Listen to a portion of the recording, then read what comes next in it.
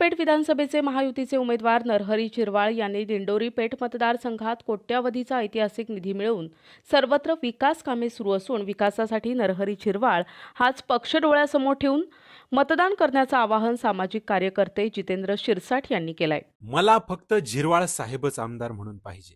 मला फक्त झिरवाळ साहेबच आमदार म्हणून पाहिजे। मतदारांना जाणून घेण्यासाठी सहजपणे उपलब्ध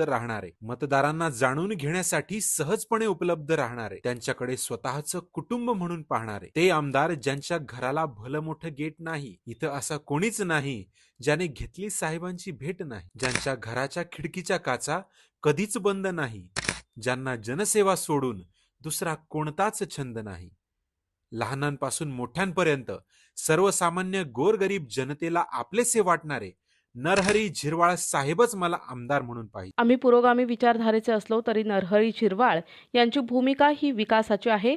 कोविड काळात नरहरी झिरवाळ यांनी गोरगरीब जनतेला दिलेला मदतीचा हात, आरोग्याविषयी केलेलं मदत न विसरणारी आहे। तसेच आदिवासी गोरगरिबांच्या प्रश्नांसाठी रस्त्यावर बसून सोडवलेले रस्त्याचे, पाण्याचे, आरोग्य, शिक्षण, वीज याबाबतचे प्रश्न महत्त्वपूर्ण असून समाजातील तळागाळातील माणूस सहजतेनं झिरवाळ साहेबांपर्यंत पोहोचू शकतो आणि त्यांचे अडीअडचणी सहजतेनं मांडून ते त्याच प्रश्नांना सकारात्मक प्रतिसाद देतात। यामुळे जनतेचा पक्ष हा नरहरी झिरवाळ पक्ष असून जनता झिरवाळ ही साहेबांच्या पाठीशी असल्याचं जितेंद्र शिरसाट यांनी सांगितलंय।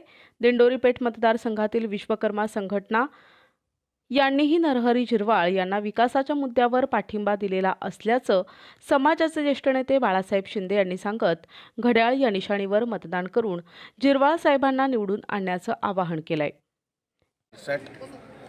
वणी येथील रहिवासी असून सर्वांनी एक विचार जर केला तर झिरवाळ साहेबच का, तर आम्ही पुरोगामी विचारधारेचे जरी असलो परंतु झिरवाळ साहेबांनी जी भूमिका घेतली ती विकासाच्या दृष्टीने घेतलेली आहे। कारण की झिरवाळ साहेबांना जेव्हा मी जवळून बघितलेले की सर्वसामान्य जो माणूस की शेतकऱ्यांचा जो लढा होता, मग तो सापुतारा हवे असेल, शिर्डी सापुतारा हवे होता, ज्या शेतकऱ्यांच्या जमिनी जाणार होत्या त्या जमिनी जात असताना त्या शेतकऱ्यांना ज्या अडचणी येत होत्या त्या अडचणी त्या करंजखेड फाट्यावर एक भेंडीचं झाड आहे, त्या भेंडीच्या झाडाखाली बसून हातावर भाकर घेऊन आमच्या शेतकऱ्यांसोबत खाणारा आमच्या हक्काचा माणूस म्हणून आम्हाला झिरवाळ साहेब वाटतात।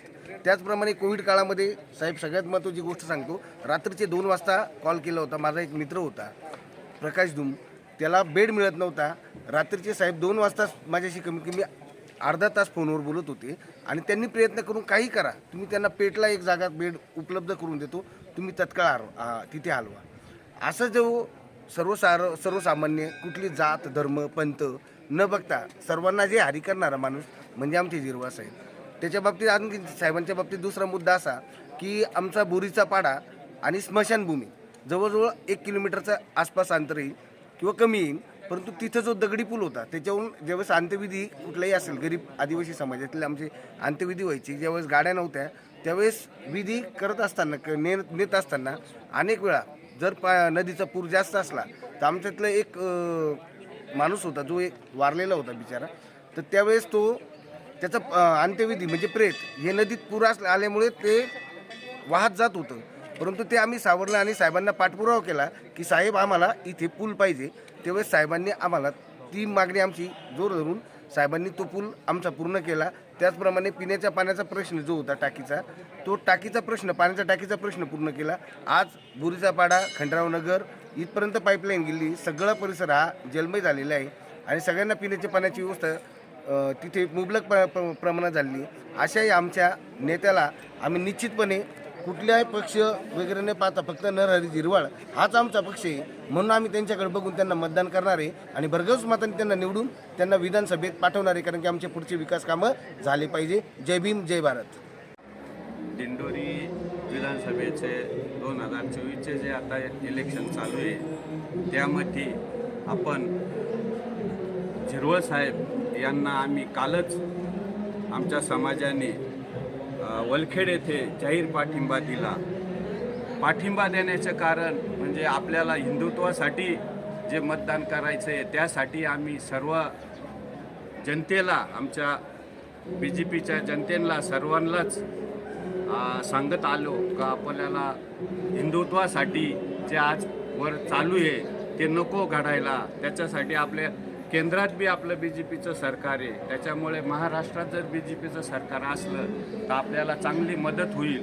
आजपर्यंत जी केंद्राने मदत दिली ती कंटिन्यू चालू राहील. त्यासाठी आपण आज झिरवळ साहेबांच्या मागे शिवसेना, BJP, राष्ट्रवादी, अजितदादा गट हे सर्व एकत्र मिळून जी युती झाली त्या युतीलाच विजय करायचा आहे. धन्यवाद. NTV news Marathi, Wani, Nashik.